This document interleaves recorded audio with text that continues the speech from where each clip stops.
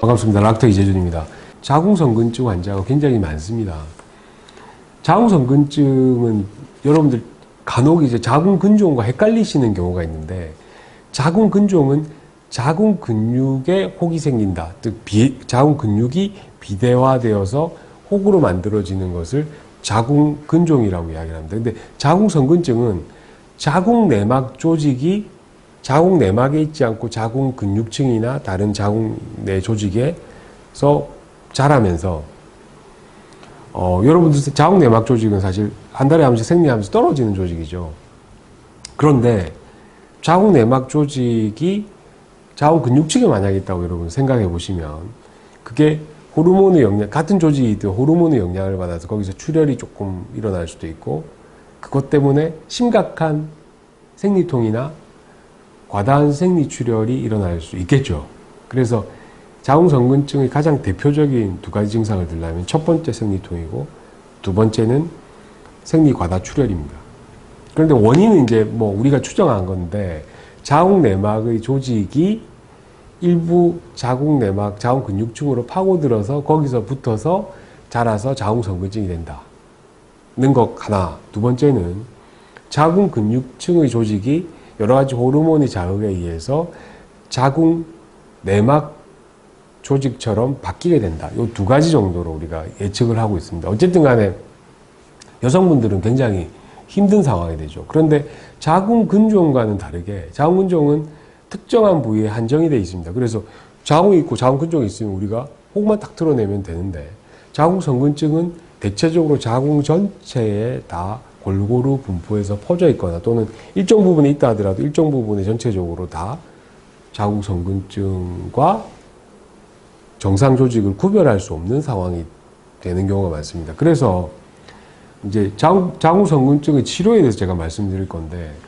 물론 이제 뭐 생리통이 심하면 약을 제가 드리고, 그 다음에 생리출혈이 많을 경우에 우리가 일반적으로 요즘 제일 많이 쓰는 미레나 루프 같은 거를 사용해서 쓸 수도 있습니다. 그런데 미레나 루프를 하더라도 생리통이나 그 다음에 생리출혈이 줄어들지 않는다라고 하면은, 결국 뭐 여러 가지 약물 치료 같은 것도 있지만, 호르몬 치료도 있지만, 결국 수술적인 방법으로 생각하게 되는데, 예전에는 자궁성근증이 심한 경우 약물 치료나 다른 치료에 반응을 하지 않는 경우에는 전자궁 적출술로 자궁을 다 드러내는 수술을 많이 했습니다. 근데 최근 들어서는 세계적인 추세가 자궁을 보존하는 추세이기 때문에, 되도록이면은 자궁을 보존하는 쪽으로 수술을 진행을 시키려고 합니다. 그래서 자궁을 전체적으로 어쩔 수 없는 상황이면 다 드러내지만, 그렇지 않은 상황이면 자궁의 일부분을, 그러니까 성근증이 많은 부분의 조직을 조금 절제를 해서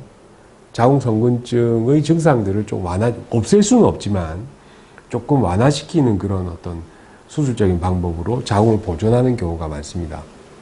근데 실제로 그렇게 부분적으로 자궁성근증이 많은 부분을 절제를 하고 다시 봉합을 해서 자궁을 유지한다 하더라도, 그런 자궁성근증의 증상들이 모두 사라지는 건 아니고 또다시 재발의 가능성이 있습니다.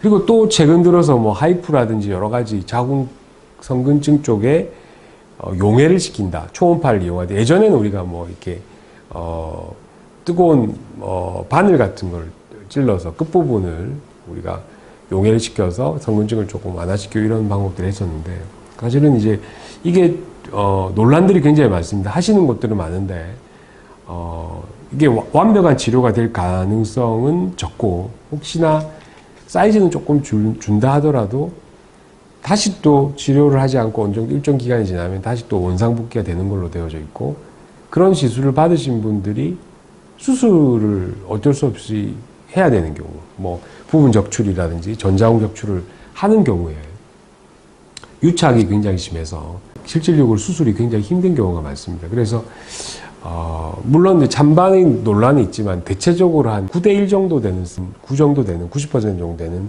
산부인과 선생님들은 대체적으로 하이프라든지 여러 가지 이런 비수술적인 방법으로 자궁성근증을 치료하는 거에 대해서는 약간 부정적인 시각을 가지고 계십니다.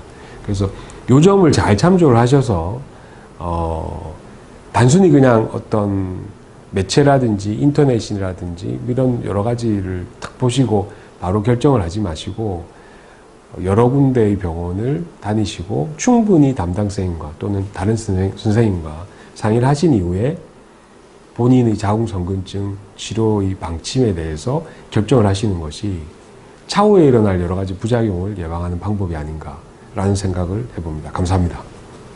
닥터 의학사전을 구독하시고 또 좋아해 주신 여러분들 너무 감사를 드립니다.